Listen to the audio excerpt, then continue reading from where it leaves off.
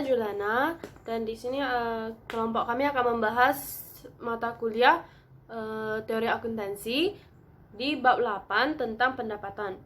Jadi di sini akan dimulai oleh saya. Yang pertama yaitu masalah teoritis tentang pendapatan.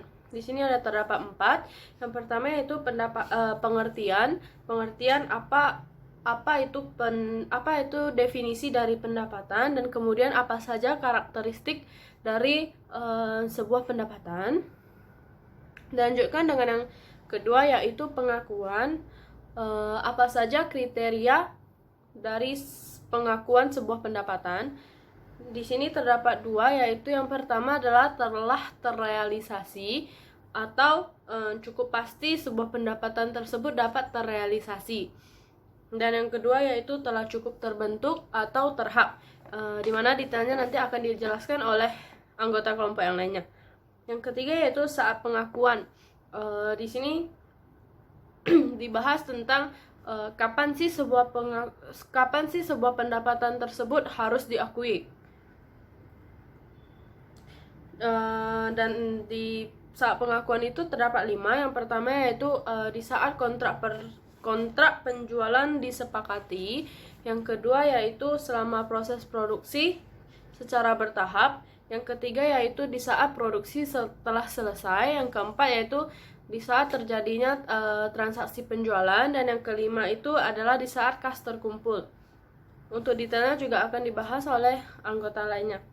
Dan terakhir yaitu prosedur pengakuan, di mana di sini terdapat pembahasan apa kegiatan yang memicu sebuah pencatatan.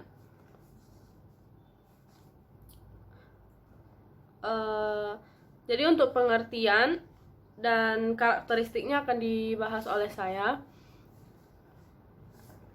Pengertian dari pendapatan itu adalah di saat adanya arus kas masuk atau peningkatan lainnya dari aset suatu entitas atau penyelesaian kewajibannya, atau juga bisa terjadi kombinasi di antara keduanya, yaitu peningkatan aset dan penurunan kewajiban dari pengiriman atau produksi barang atau aktivitas lain yang merupakan operasi utama atau operasi sentral di entitas tersebut. Selanjutnya adalah karakteristik dari sebuah pendapatan. Jadi di sini karakteristiknya ada 8, dan 2 diantaranya itu adalah karakteristik utama, dan 6 seterusnya itu adalah karakteristik pendukung atau biasa disebut dengan karakteristik penjelas saja. Di sini karakteristik pertama yaitu salah satu dari karakteristik utamanya adalah aliran masuk aset. Jadi di sini maksudnya itu di mana jika ada suatu pendapatan maka harus terjadi transaksi yang menaikkan aset atau timbulnya masuk aset. Jadi di sini maksudnya kalau misalnya ada pendapatan maka harus ada bertambah aset juga. Tetapi tidak semua kenaikan aset timbul karena pendapatan. Di sini maksudnya kalau ada kenaikan pendapatan sama dengan ada kenaikan di bagian aset.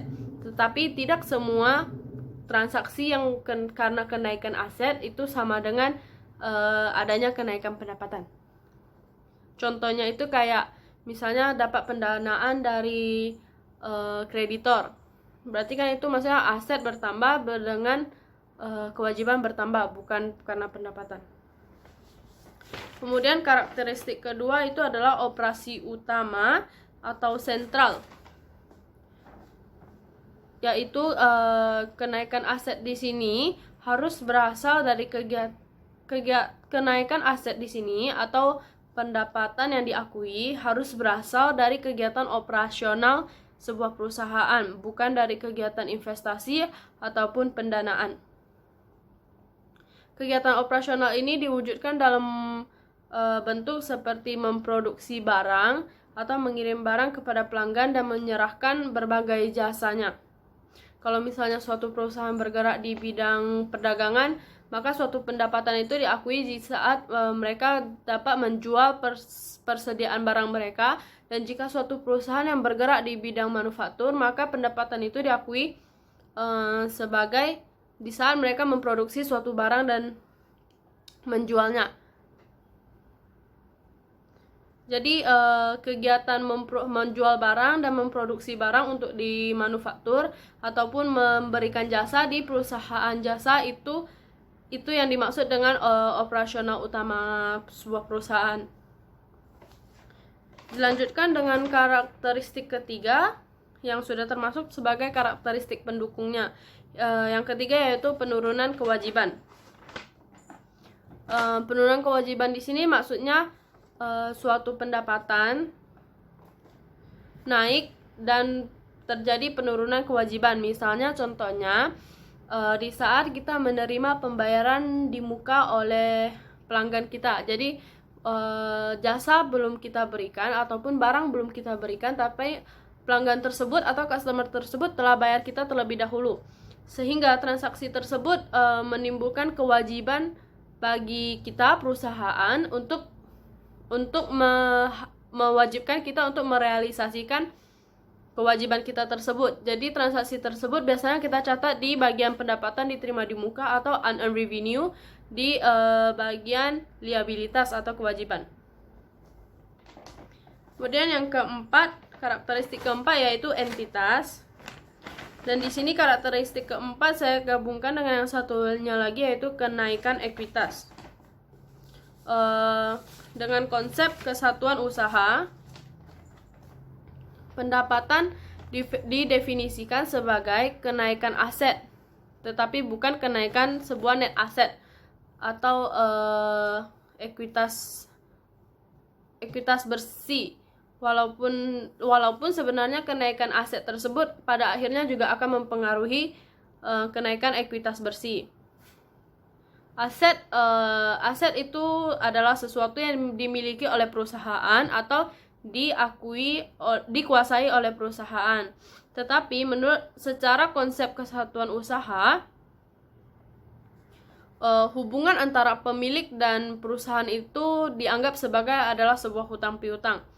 Jadi ekuitas secara konseptual itu adalah hutang perusahaan kepada pemilik. Jadi maksudnya kayak saya pemilik dan saya memberikan modal kepada suatu perusahaan tersebut, sehingga perusahaan tersebut berhutang kepada saya atas modal yang telah saya berikan.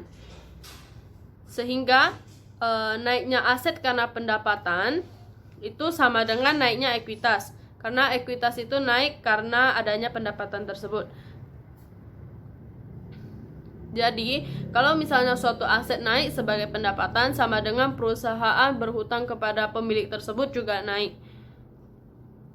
Sehingga naiknya ekuitas merupakan konsekuensi, bukan sumber pendapatan, sehingga pendapatan tidak dapat didefinisikan sebagai kenaikan suatu ekuitas. Kemudian yang kelima yaitu produk perusahaan. Karakteristik kelima yaitu produk perusahaan. Produk perusahaan ini maksudnya adalah produk yang dihasilkan dari kegiatan usaha suatu perusahaan. Dimana jika dengan konsep effort and accomplishment, maka upaya produktif perusahaan dalam membuat suatu produk itu adalah effortnya, dan accomplishmentnya itu adalah produknya sebagai capaiannya. Jadi produk perusahaan itu kalau misalnya dalam suatu perusahaan dagang, maka barang-barang tersebut adalah produknya. Kemudian untuk perusahaan jasa tersebut adalah produknya, dan untuk manufaktur maka hasil produksinya itu adalah produk perusahaan tersebut. Karakteristik ke-6 itu adalah pertukaran produk. Pertukaran produk yaitu pendapatan harus dinyatakan. Suatu pendapatan itu tentunya harus kita nyatakan dalam bentuk satuan moneter atau dalam suatu bentuk mata uang agar kita dapat mencatat dalam sistem pembukuan. Jadi jumlah rupiah atau nilai angka tersebut merupakan hasil transaksi atau hasil pertukaran antar pihak.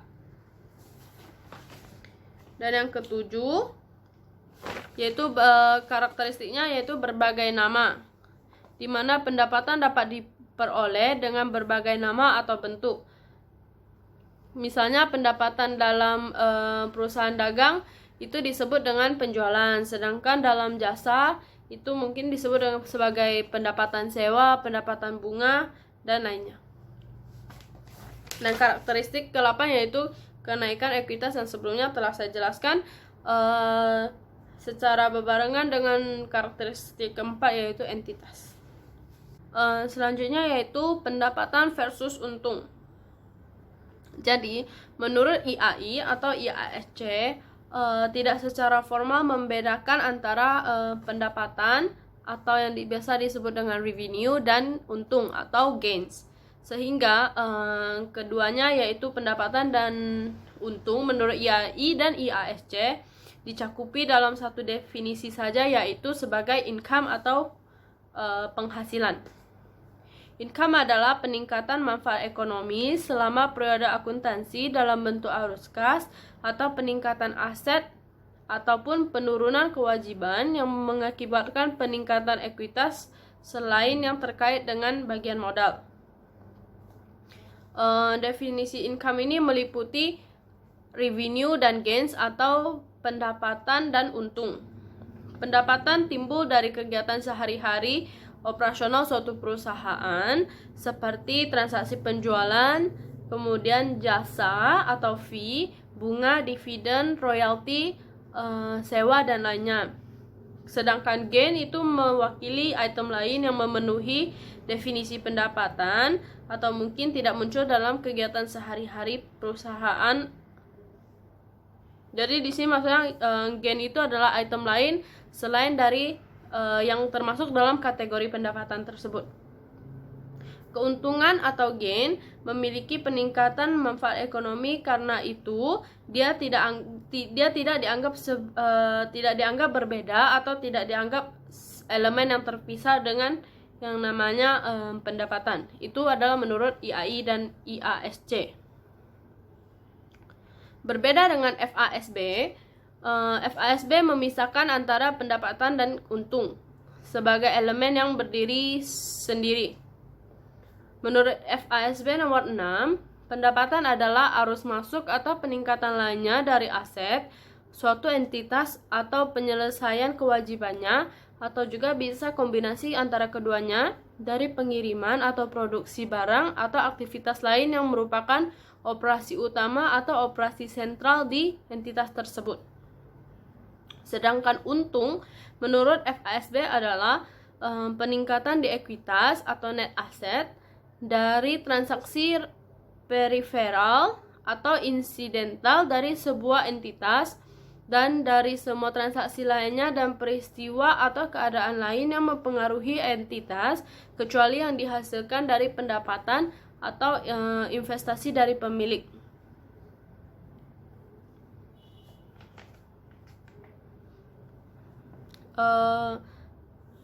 Selanjutnya adalah makna yang terkandung dalam definisi untung atau karakteristik di dalam definisi untung tersebut. Yang pertama yaitu kenaikan ekuitas bersih atau net asset. Di sini ia disebut sebagai karakteristiknya menaikkan net asset karena jumlahnya neto atau jumlahnya itu bersih, sehingga dia menaikkan net asset. Berbeda dengan pendapatan, misalnya dari transaksi penjualan yang menimbulkan sebuah akun yang namanya piutang usaha atau penjualan secara kredit. Piutang tersebut belum tentu atau adanya kemungkinan piutang tersebut tidak tertagih, dan sehingga menyebabkan timbulnya suatu biaya dalam suatu perusahaan, sehingga pendapatan tidak dianggap dapat menaikkan ekuitas bersih atau net asset. Berbeda dengan untung yang dianggap jumlahnya itu langsung dalam bentuk neto atau bersih sehingga dia menaikkan net aset langsung. Yang kedua yaitu peripheral atau insidental. Transaksi peripheral atau insidental artinya adalah penjualan investasi dalam bentuk seperti surat-surat berharga atau jual aset tetap atau fixed aset, misalnya kayak mesin atau kendaraan perusahaan. Kemudian pelunasan hutang obligasi sebelum jatuh tempo. Jadi maksudnya transaksi peripheral atau insidental ini misalnya saat kita jual aset, di mana harga jual aset tetap tersebut kita menjualnya dengan harga lebih tinggi daripada book value atau nilai buku aset kita, sehingga transaksi tersebut timbul untung atau timbul gain untuk dicatat. Itu adalah salah satu contoh dari transaksi peripheral atau insidental. Kemudian karakteristik yang ketiga yaitu selain yang dicakupi pendapatan. Berarti seperti yang sebelumnya telah saya jelaskan, pendapatan adalah suatu pendapatan yang kita dapat, yang perusahaan dapat dari kegiatan operasi utamanya seperti penjualan barang dagang atau memberikan jasa pada perusahaan jasa. Sehingga selain dari transaksi, selain yang dicakupi dari pendapatan tersebut, maka itu didefinisikan sebagai untung. Dan yang keempat yaitu selain investasi oleh pemilik atau transaksi yang berkaitan dengan pemilik. FASB perlu membedakan pendapatan dan untung karena menurutnya sumber untung berbeda dengan operasi utama. Sumber untuk mendapatkan untung seperti yang telah saya sebutkan, kayak menjual aset tetap, pelunasan hutang obligasi sebelum jatuh tempo, itu kan bukan dari operasi utama, sehingga FASB memisahkan atau membedakan antara pendapatan dan untung sebagai elemen yang berbeda dan berdiri sendiri. Selanjutnya karakteristik sumber untung. Yang pertama, peripheral dan insidental. Contohnya penjualan investasi dalam surat-surat berharga, penjualan aset tetap, penulusan utang obligasi sebelum jatuh tempo. Yang kedua, transfer non timbal balik. Contohnya hadiah dan donasi, penerimaan ganti rugi, pemenahanan tuntutan perkara hukum. Yang ketiga, penahanan aset. Contohnya kayak kenaikan sekuritas investasi, lalu kenaikan nilai tukar mata uang asing, dan kenaikan karena penahanan persediaan. Dan 4, faktor lingkungan, ganti rugi asuransi, faktor musibah alam yang mengalami kos aset yang rusak. Pengakuan pendapatan, pencatatan jumlah rupiah pendapatan secara formal ke dalam sistem pembukuan sehingga jumlah tersebut terrefleksi dalam statement keuangan. Dan terdapat 2 konsep penting. Yang pertama, pembentukan pendapatan. Pembentukan adalah suatu konsep yang berkaitan dengan masalah kapan dan bagaimana sesungguhnya pendapatan itu timbul atau menjadi ada. Pembentukan pendapatan dalam operasi perusahaan meliputi kegiatan produksi, penjualan, dan pengumpulan piutang. Konsep ini disebut dengan pendekatan proses pembentukan pendapatan atau pendekatan kegiatan. Yang kedua, realisasi pendapatan.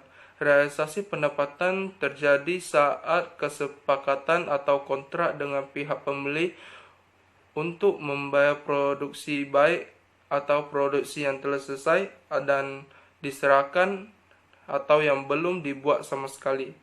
Jadi pendapatan terbentuk pada saat produksi itu selesai dikerjakan atau terjual langsung, dan pada saat terjual atas dasar kontrak penjualan. Next itu konsep homogenitas kos. Seluruh pos biaya yang direpresentasikan dengan kos menghasilkan pendapatan serta satu kesatuan. dan kos komponen atau pos biaya secara individual mempunyai kontribusi dan menghasilkan pendapatan. Kos mempunyai kedudukan yang sama dalam menghasilkan pendapatan. Next, implikasi konsep homogenitas kos. Konsep berkaitan dengan pendapatan secara proporsional dengan besarnya kos. Urutan pengurangan kos barang terjual, biaya penjualan, dan biaya administrasi dalam statement laba rugi bukan merupakan urutan prioritas. Fungsi di balik homogenitas kos. Dianutnya konsep dasar upaya dan capaian atau hasil. Upaya terjadi dahulu, baru pendapatan akan datang. Setiap usaha secara umum mendatangkan atau menjanjikan laba, sehingga orang akan mau melakukan usaha tersebut. Biaya atau expense merupakan upaya yang sengaja dilakukan secara senang hati dengan penuh kesadaran, semangat, dan pengertian, bukan beban yang harus diderita atau ditanggung oleh pendapatan. Lalu kita akan menjelaskan tentang konsep pembentukan pendapatan. Dari ilustrasi, kita bisa mengetahui bahwa pendapatan dapat terrealisasi pada saat manapun, antara titik A dan titik P. Demikian juga pendapatan dapat terbentuk mulai dari titik A sampai titik B. 5. Kaedah waktu pengakuan pendapatan berikut adalah pada saat kontrak penjualan.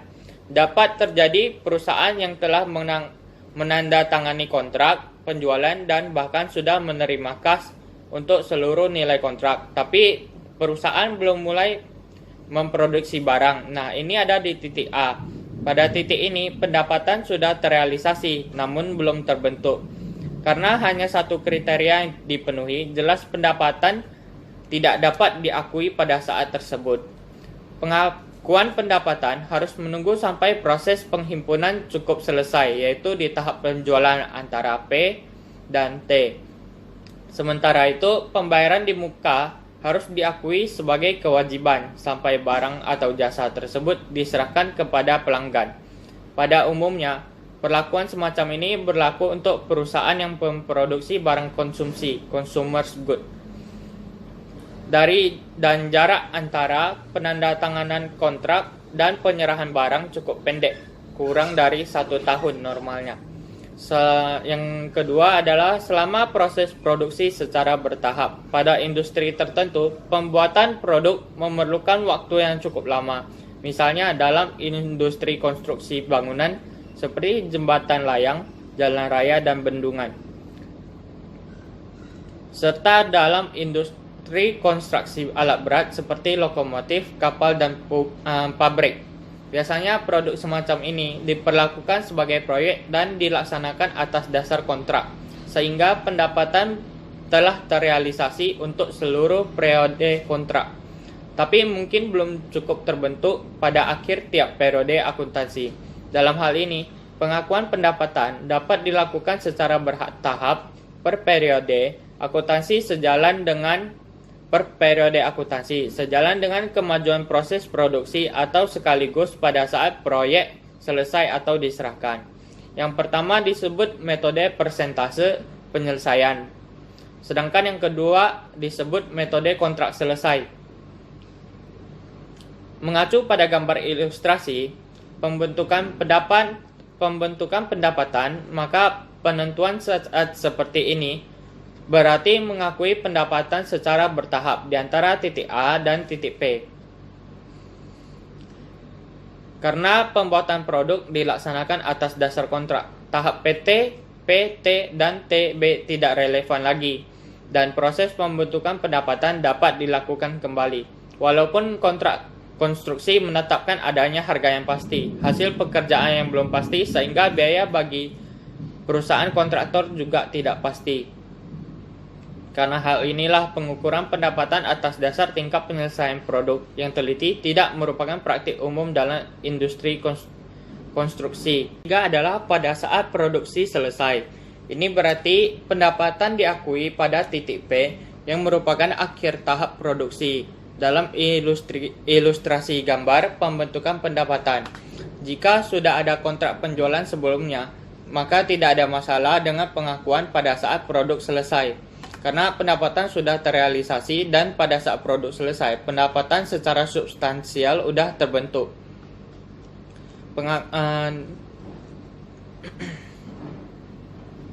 Yang keempat adalah pada saat penjualan. Pengakuan ini adalah dasar yang paling umum karena pada saat penjualan kriteria penghimpunan dan realisasi sudah terpenuhi. Pada gambar ilustrasi, saat penjualan dimulai dari titik P sampai titik T, proses pembentukan pendapatan secara substansial telah selesai karena biaya dalam tahap PT dan tahap TB biasanya tidak cukup material dibanding biaya tahap produksi AP. Kriteria terrealisasi telah dipenuhi karena telah ada kesepakatan pihak lain untuk membayar jumlah rupiah pendapatan secara objektif. Masalah lain berkaitan dengan kemungkinan atau pengembalian barang. Ada kemungkinan tidak dapat ditagihnya piutang bila penjualan kita secara tidak tunai. Ini berarti piutang belum merupakan bukti penuh terrealisasinya pendapatan. Semua kegiatan yang menimbulkan biaya tersebut dapat terjadi di tahap TB dalam gambar ilustrasi pembentukan pendapatan. Jadi masalahnya adalah kalau pendapatan sebesar A, B, C, D telah diakui misalnya di titik P, maka biaya sebesar PBER juga harus diakui karena biaya tersebut mempunyai kontribusi dalam menghasilkan pendapatan sebesar PBCS. Masalah ini menjadi penting dalam hal penandingan, terutama kalau penjualan terjadi pada akhir periode akuntansi. Lalu yang kelima ada pada saat kas terkumpul. Pengakuan pendapatan pada saat kas terkumpul sebenarnya adalah akuan pendapatan berdasarkan asas kas atau cash basis. Sebagai penyimpangan dari standar pengakuan seluruh pendapatan, pada saat penjualan, penerapan dasar kas paling banyak dijumpai dalam perusahaan jasa dan perusahaan yang melakukan penjualan secara angsuran atau kredit.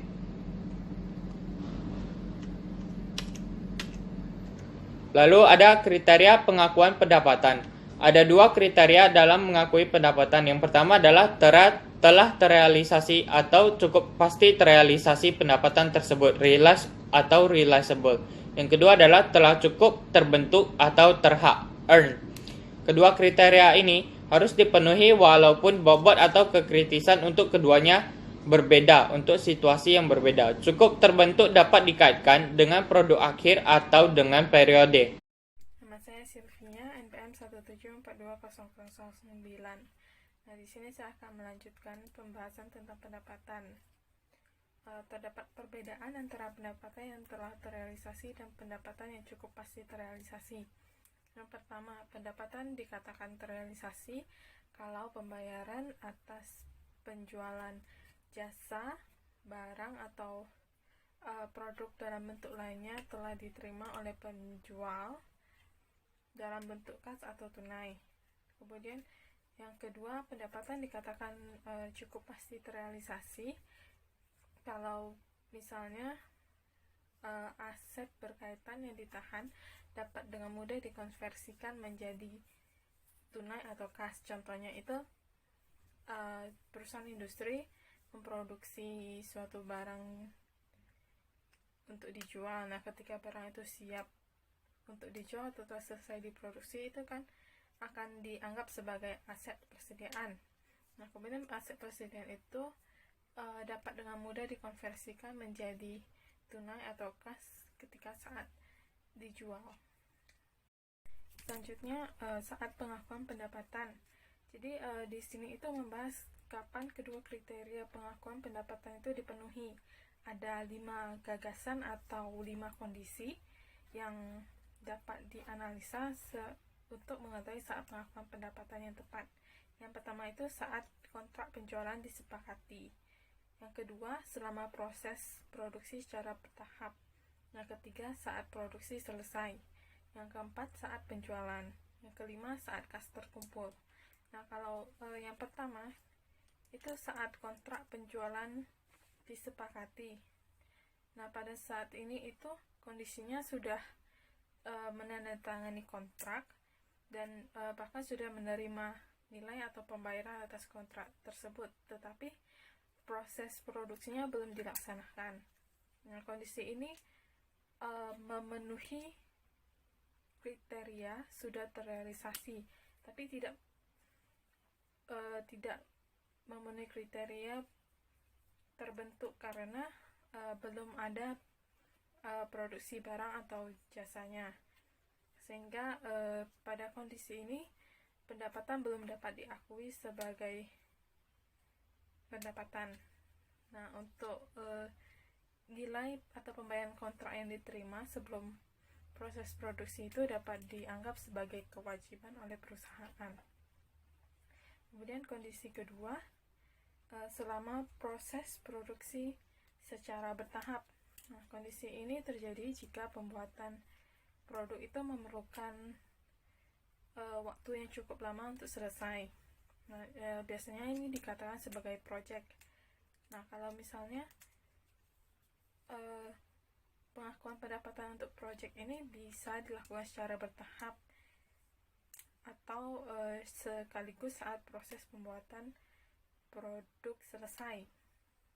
Kemudian kondisi ketiga, saat produksi selesai. Dalam kondisi ini pendapatan sudah dapat diakui karena pendapatan sudah pasti bisa terrealisasi dan sudah terbentuk, yaitu dalam bentuk barang yang siap untuk dijual.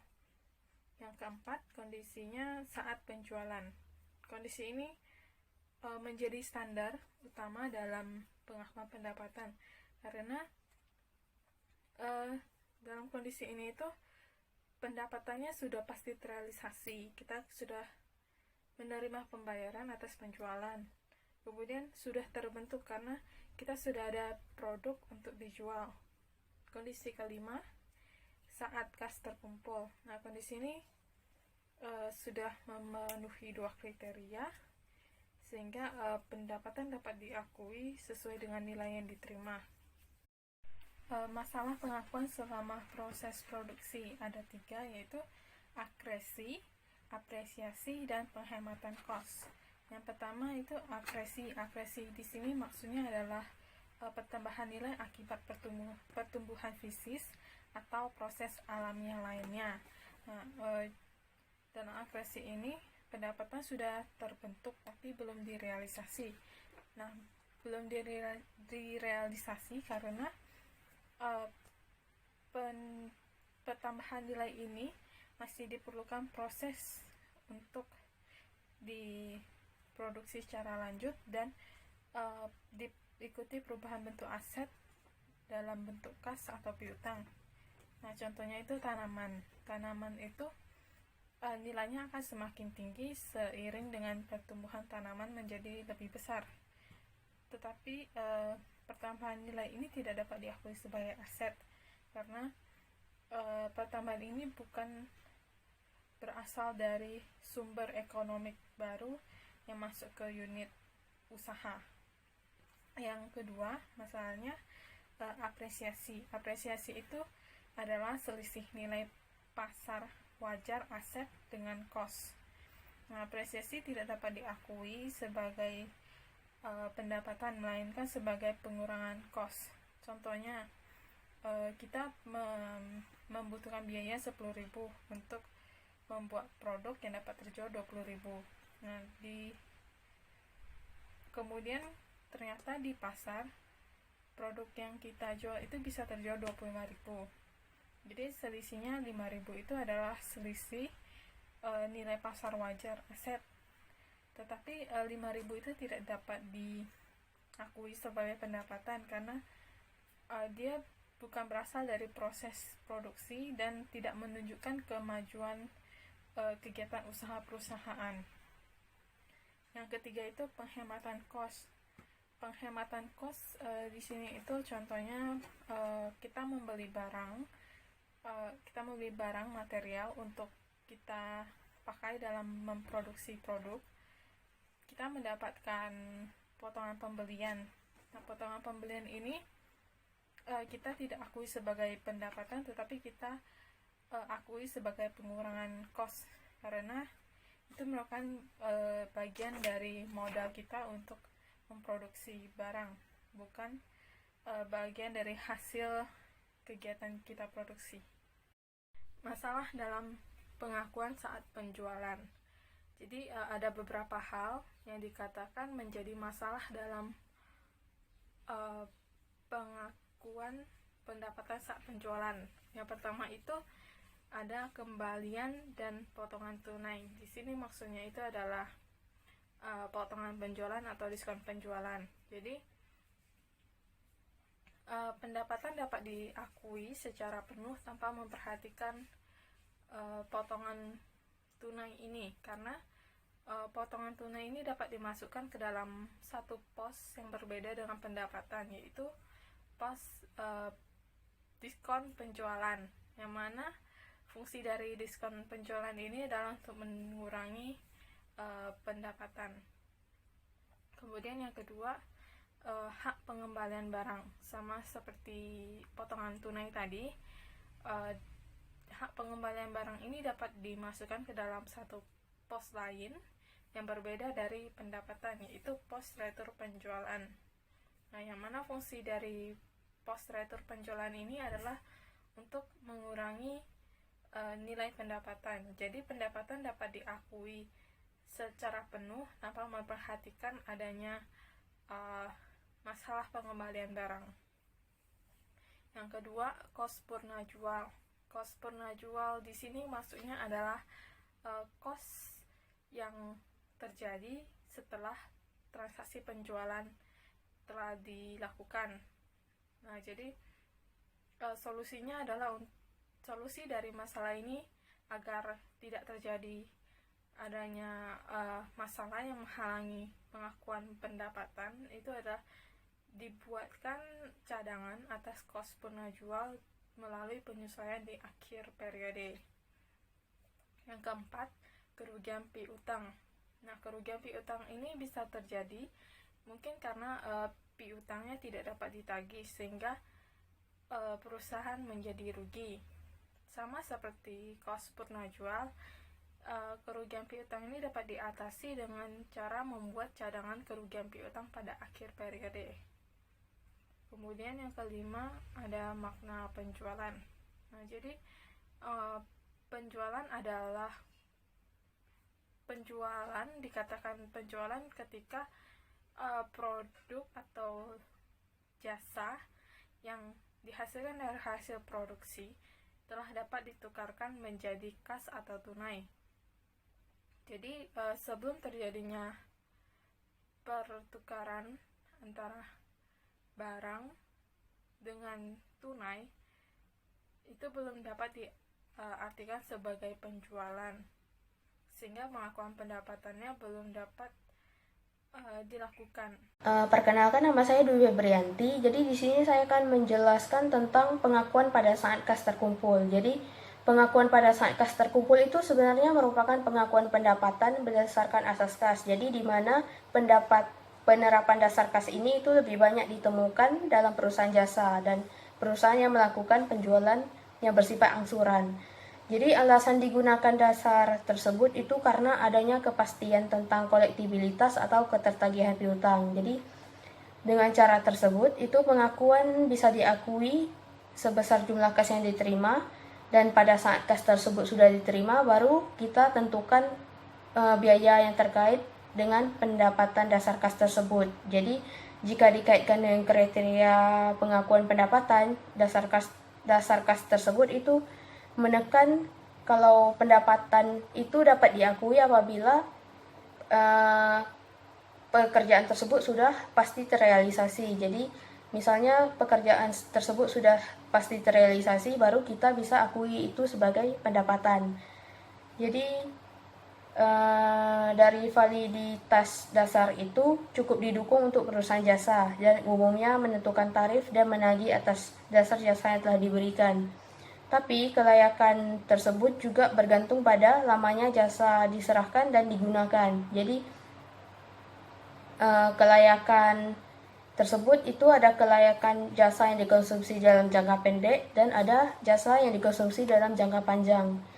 Kalau untuk yang jasa yang dikonsumsi dalam jangka pendek itu terjadi ketika penyerahan jasa atau saat penerimaan kas itu keduanya dijadikan sebagai pemicu untuk mengukur pengakuan pendapatan. Jadi misalnya pada perusahaan angkutan atau bioskop contohnya, itu mereka mencatat pendapatan itu pada saat penerimaan kas dan pada saat penerimaan kas dari konsumen biasanya itu terjadi hampir bersamaan dengan saat penyerahan jasa.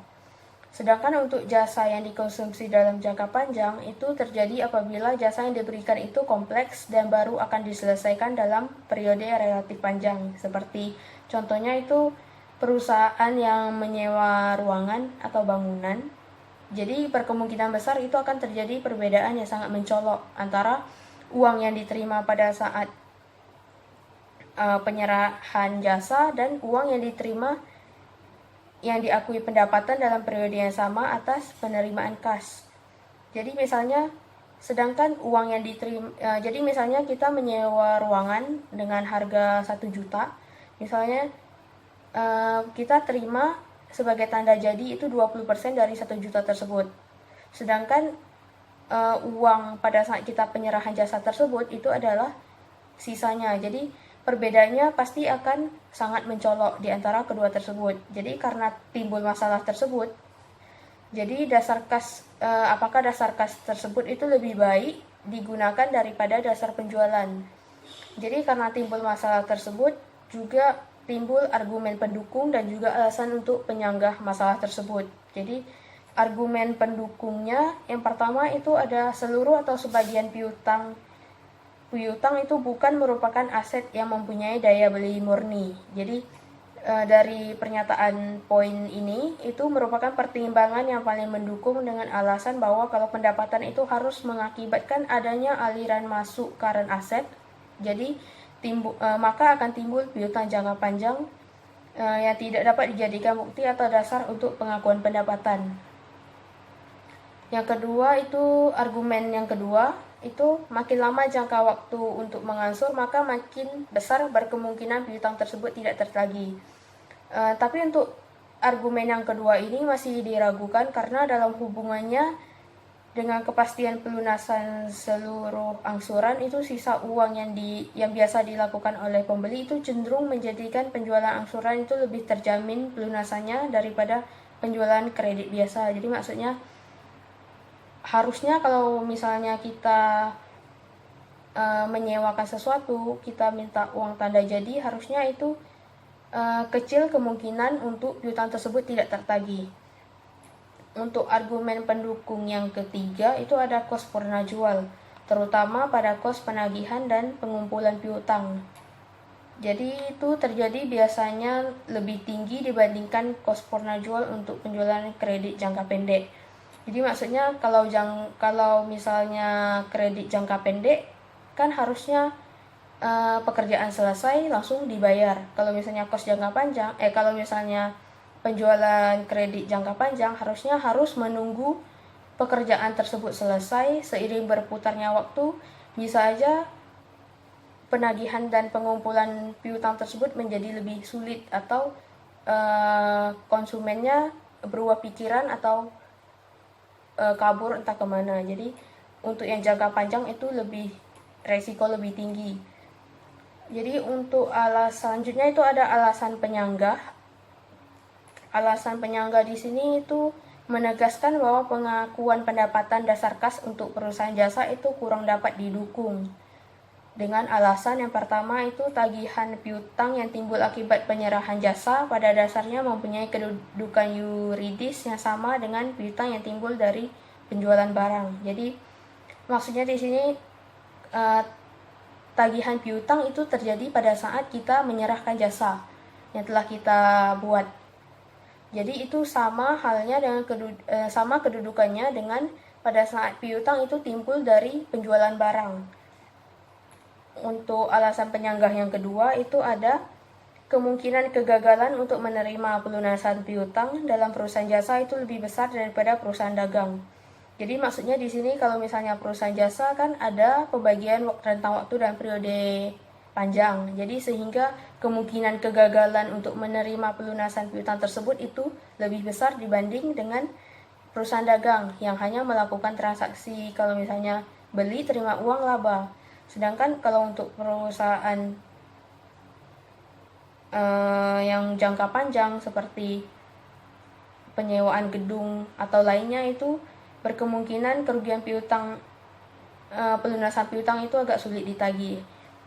Untuk alasan penyangga yang ketiga itu ada kemungkinan terjadinya kerugian piutang itu sudah tidak ada, tapi tidak berarti pengakuan itu sudah dapat diakui. Jadi misalnya kalau misal kerugian piutang itu sudah tidak ada, jadi bukan berarti pendapatan itu bisa kita langsung akui pada saat itu, karena piutang tersebut kan tidak kita tagih, jadi kita tidak bisa mengakui itu sebagai pendapatan. Untuk selanjutnya itu ada pelanggaran konsep homogenities cost pada pengakuan pendapatan atas dasar kas. Jadi bisa dilihat dari gambar ini, itu merupakan prosedur analis akuntansi dasar kas, yang dimana pada saat kontrak penjualan, angsuran dan pengiriman seluruh barang. Jadi perusahaan tersebut setelah melakukan angsuran dan pengiriman seluruh barang, perusahaan menerima uang muka atau angsuran. Jadi pada saat akhir periode diperhitungkan kos yang dapat dibebankan secara tepat atau sebagai biaya itu ke pendapatan dasar kas tersebut. Jadi pada saat akhir periode terdapat penjualan yang sudah diterima kasnya tapi barang belum dikirim, maka kos barang tersebut harus ditaksir dan ditambahkan ke kos barang jual dasar kas. Jika pendapatan yang diukur atas dasar penerimaan kas, kos yang dibebankan itu sebagai biaya yang harus kos benar-benar telah dikorbankan untuk mendapatkan pendapatan dasar kas tersebut.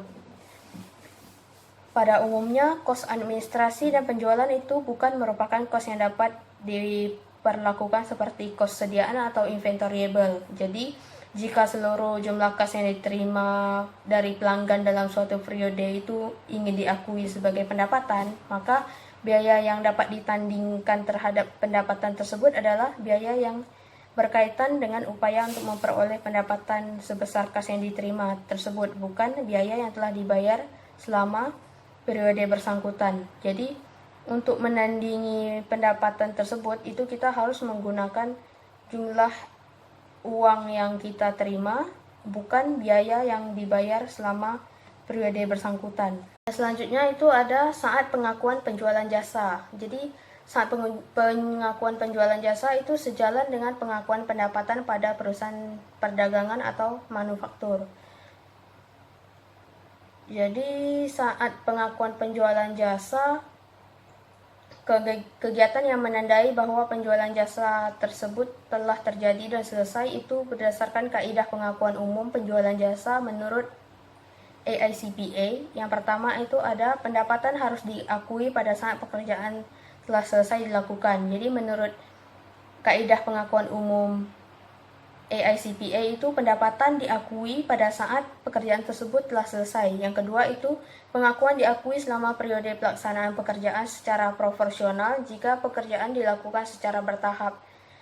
Jadi misalnya pekerjaan tersebut dilakukan secara bertahap, pengakuan pendapatan tersebut juga dilakukan secara proporsional. Jadi berdasarkan tahap-tahapnya diproporsikan, misalnya tahap ini berapa, tahap ini berapa.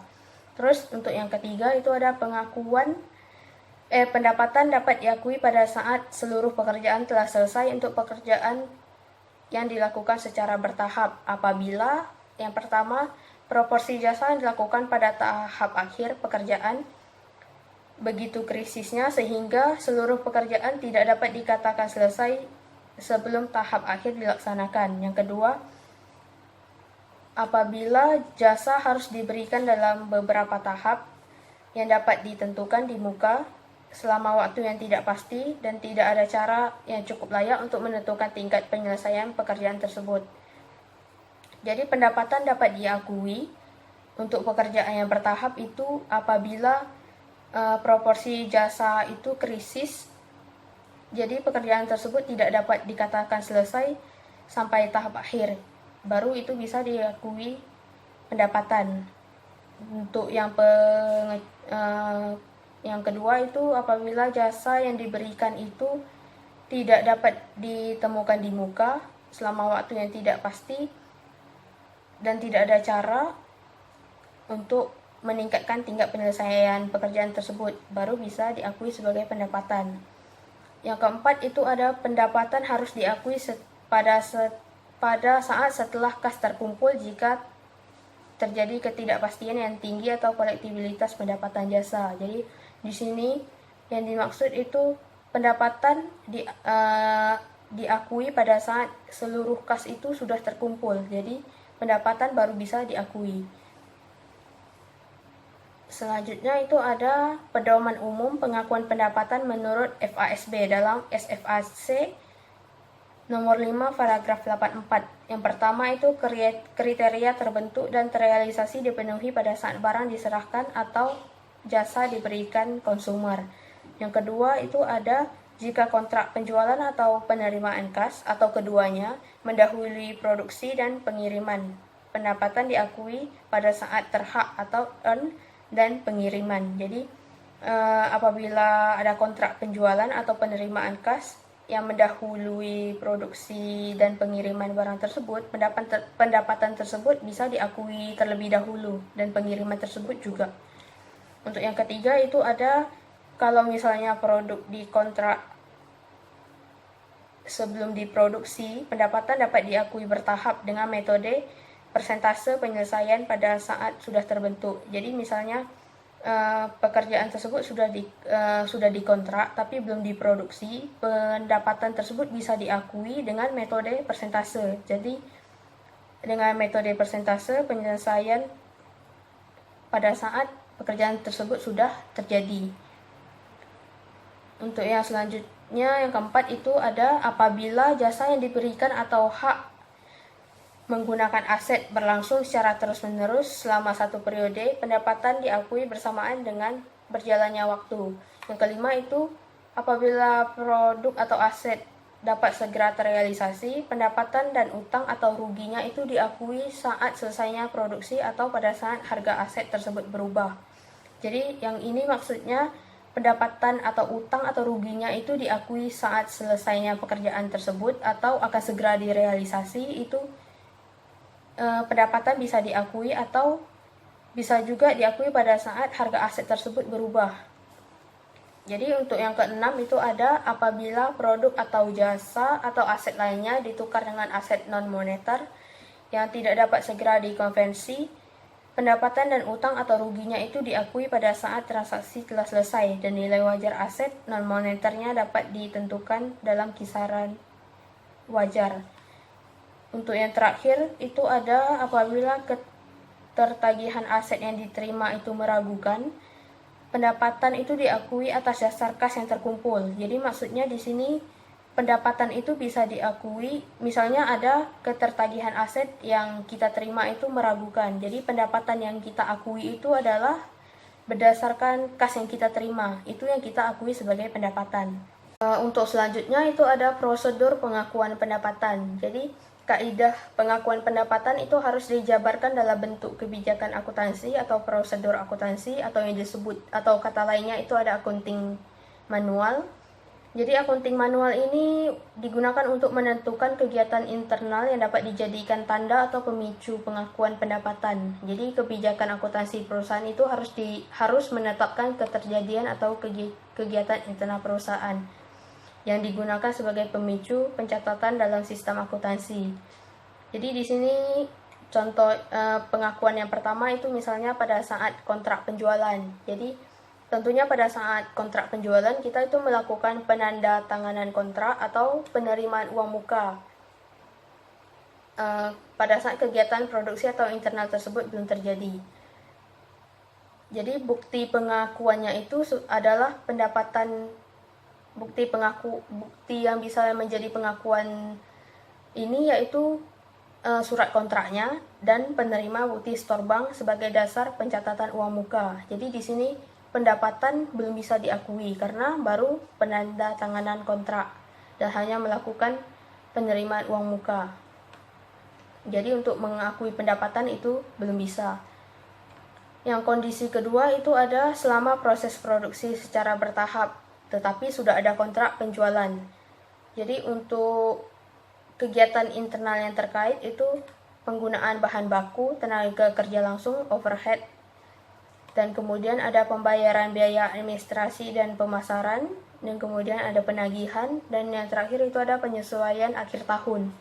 Jadi untuk sebagai bukti pengakuannya itu bisa dilihat dari penyiapan dan pengiriman surat penagihan, dan juga bisa dilihat dari penyesuaian akhir tahun atas dasar catatan akumulasi kos.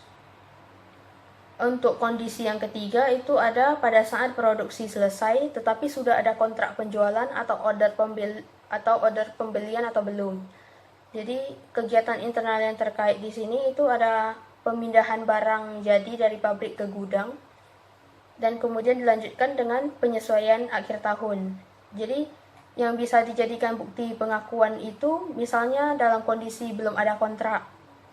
Jadi bukti pengakuannya bisa dilihat dari penyerahan barang ke bagian gudang yang disertai dengan nota penerimaan. Atau juga bisa dilihat dari penyesuaian akhir tahunnya.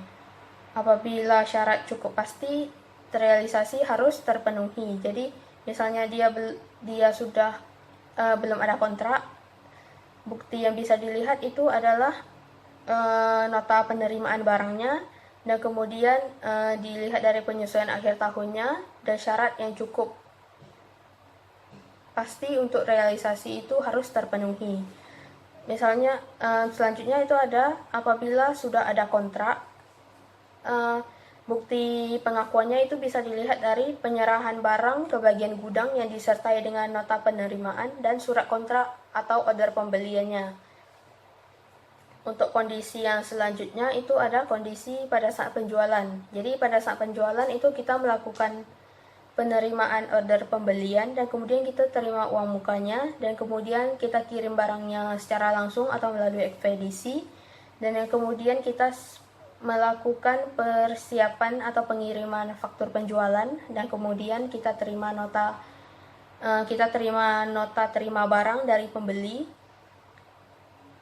Bukti pengakuan yang bisa kita lihat itu ada di pengiriman barang yang disertai pengiriman faktur sesuai syaratnya. Dan kemudian bisa dilihat dari penerimaan nota terima barang yang didukung faktur dan order pembelian atau penjualan. Dan untuk yang kondisi terakhir itu ada pada saat kas terkumpul, jadi sudah ada kontrak dan barang telah dikirim. Jadi kegiatan internal yang terkait di sini itu pengiriman surat tagihan angsuran dan kemudian kita terima kas atau pembayaran lain, transfer atau lainnya. Yang kemudian ada penyesuaian akhir tahun. Jadi bukti pengakuan yang bisa kita lihat itu dari penerimaan kas yang didukung nota pembayaran atau bukti transfer, dan kemudian bisa kita lihat dari penyesuaian akhir tahun atas dasar catatan kas yang terkumpul sampai akhir periode. Jadi sekian materi saya. Terlebih terkurang saya mohon maaf. Terima kasih.